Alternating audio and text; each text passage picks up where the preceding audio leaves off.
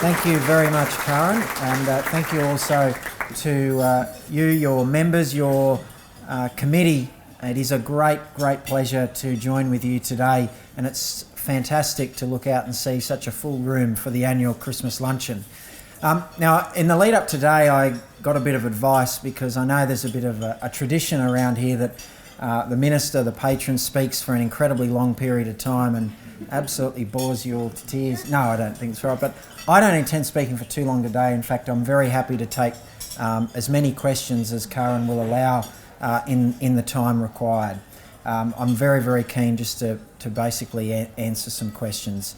I want to, at the outset though, acknowledge just a few people, and Karen's acknowledged a number of those, but I think it's appropriate to acknowledge them again, particularly our finalists in the New South Wales Farmer of the Year, Chris, Lauren and Matthew. And Matthew, I'll say it, when look after you egg producers, we'll let the market decide. We're not going to go and banning bloody caged eggs and all that rubbish. So, but to Chris, Lauren and Matthew, congratulations and all the best, and a few nerves with the big announcement coming up. And also to Renee and Tim in the New South Wales Young Farmer of the Year.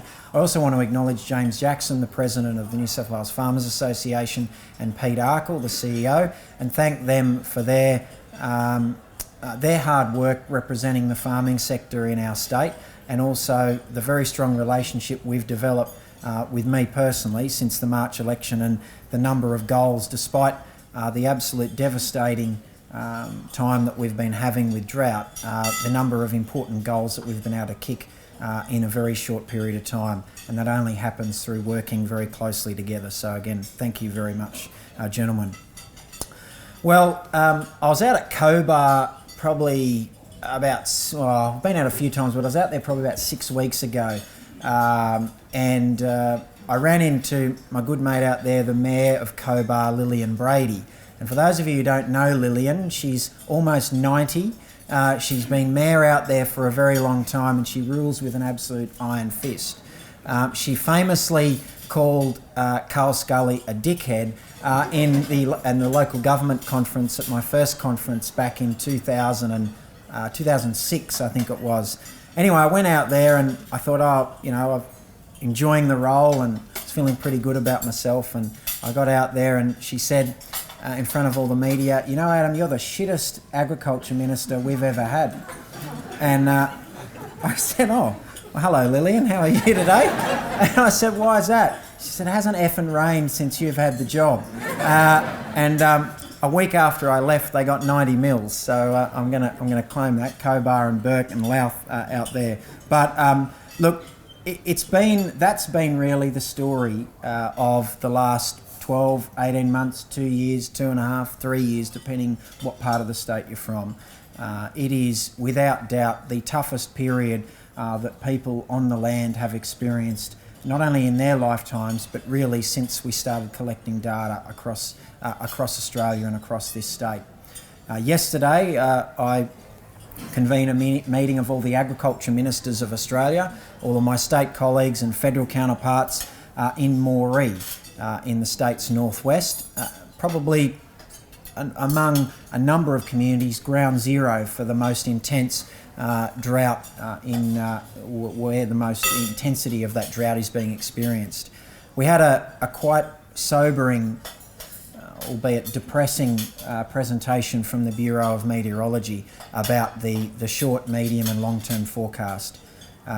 They did though put an asterisk at the bottom of every PowerPoint slide that said, well, I can't remember the exact words, but virtually this is our best guess. But their best guess does not make for pleasant reading.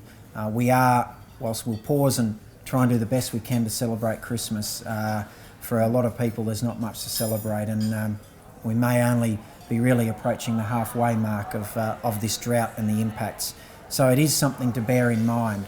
And it probably highlights in more stark reality the huge achievements of our finalists here today, that in the midst of the worst drought that we've experienced, these guys are still not only innovating, but they're still producing and are really at the top of their game. And despite all the conditions out there, there is still a lot of very positive things happening and a lot of people that are still producing and still doing a great job. It's interesting to note that even in the last 12 months, in the middle of the worst drought, the value of agricultural production in our state has only dropped by about 12%. And that is credit not to any government or any politician, it's credit to the men and women that work the land in this state, the fact that they really are at the top of their game and in such a strong position to withstand whatever the elements have thrown at them. And to them, goes my congratulations and the government's full support. Absolutely amazing.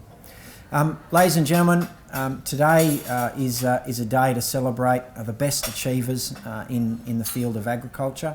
Again, I acknowledge and congratulate the finalists, and I wish every single one of you a very enjoyable Christmas, hopefully an absolutely wet 2020.